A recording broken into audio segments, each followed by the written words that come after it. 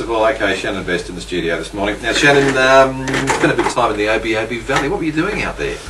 I was over there and I was working on an orchid farm. I was helping my friend Christopher Dean set up a orchid farming business over there.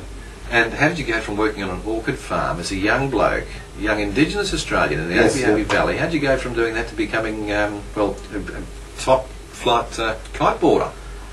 Well, I suppose that's it's a long story, but well, it could be a short story. But there's a cable park at Bly. So you know the Obi Valley where it was. I duck over to Bly all the time and train over there. Mm-hmm. All right, so you're into wakeboarding. You won the first competition there at Bly. Yep.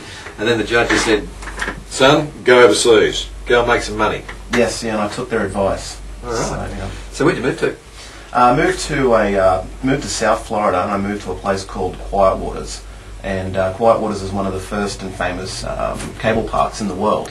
So it was originally built by the man who designed cable parks, and went over there and worked over there for a couple of months, and then got onto the pro tour of wakeboarding, and then that was it. So did that for about 5 years or so. But then how did the actual kiteboarding come to be?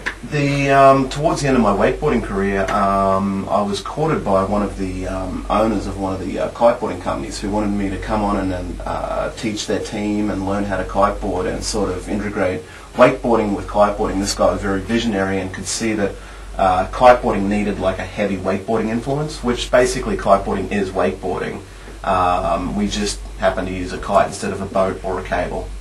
You know, so this gentleman approached me and said, "Hey, come on board," and I did, and just fell in love with kiteboarding instantly. So, did you ever imagine that you get to where you are now? Now, Best Kiteboarding has taken off. You've got a very extensive website. Yes. You're making kiteboards, all the accessories to go with it. Yeah, we make everything you need to kiteboard. Anything you need plus some.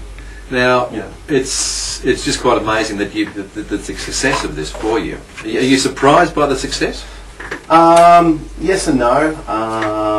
When I got into kiteboarding, I'd had about 10 years of like inside information on the industry and how the industry works. So for the transition, I have about a staff of 35 throughout the world. We have a Harvard MBA graduate running the show at the moment for us over in the States. Doing an extremely great job, and we have a huge sales team that just kick ass. So I reckon you must be one of the most successful Indigenous business people in this country, and you're probably only known by a handful of people. I wouldn't go to saying that, but it's unfortunately the sports that I picked were sort of niche sports. You know, wakeboarding. I was a pioneer with that, and then now there's several million people wakeboard, and then with kiteboarding there's only several hundred, thousand people in the world that kiteboard. So I sort of have a habit of not picking the golfs and the tennis. Well, that's all right, because as long as that niche market's there, you only need 1% of the American market, and you're laughing all the way to the exactly. bank. Yeah. So, of the future for you, will you stay based in America, or do you think you might come back to Australia? Because kiteboarding is starting to take off here.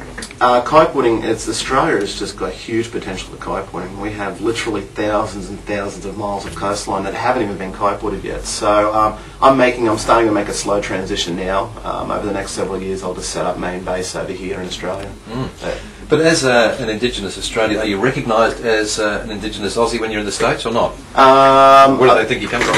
No, people that know me know my background and all that. So my mum's heavily involved in on the Indigenous side. So I sort of, and then all of our kites' names are all actually Indigenous Aboriginal names. So that's sort of when people ask where our kites come from, we go, well, that's all where the names come from, because that's sort of a really important marketing thing. Such as we have the Yaga. And we have the Waru, and what else we have? We have the Bullaroo. So what do they mean? They're all Aboriginal names for wind and water and classic. Yeah, classic. So the future looks pretty good for Shannon Best, I'd say, at this stage. Try, mate. Try. Yeah. Can't predict anything. Do you miss Australia? I miss Australia so much. Yeah. So unfortunately, I'm only back here for about 4 months this time, and I should be back here again soon. So the rigours of your job, it takes you all over the world, I believe. Yes, I spend about 30 days out of the year in my own house, and that's it. Some people would say that's really sad. Yeah, it is actually, yeah.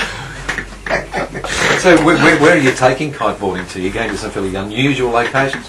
Well, with kiteboarding, you need a beach. Well, you don't really need a beach, but it sort of involves, sand and water and wind, and so I sort of get to travel to all the most, beautiful beaches in the world and hang out with cool people, in kiteboards. So I just was in Brazil, and then quickly went back to Florida, then flew over to Japan, and we travelled the whole coast of Japan. And then flew over to here. So, and then I touched down back in the States next month, and then I'm straight off to South Africa. Yeah. What do you prefer, flat water kiteboarding, where you can do the tricks like you would have picked up at the wakeboarding park at Bli Bli, or do you prefer getting out in the waves? I prefer everything, mate.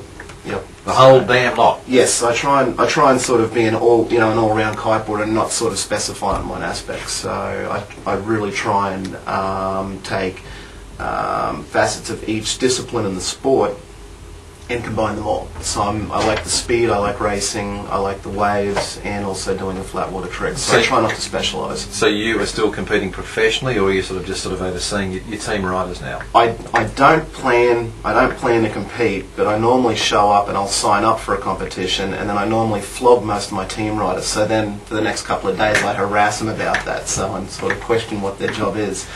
All right. So, yeah. Now, Shannon, you've got a very interesting tattoo on your arm. There's quite a number of words there. Can you tell us what it is? It is Newton's 3 laws of physics. Now, they are?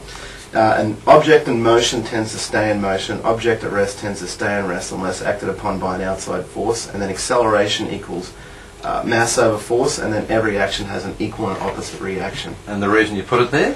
They're the only 3 laws you can't break. Shannon, it's lovely to meet you. Thank you very much for coming in whilst here on the coast, and I think we'll see you back here again, because as I say, it seems to be growing in popularity. You just got to get down to any of the beaches now when there's a bit of a breeze in the Arvo. There's kiteboarders out there everywhere. Yep. Very popular on the Marucci River and Noosa River as well too. Good on you, Shannon. Thanks for coming in. Anytime, mate.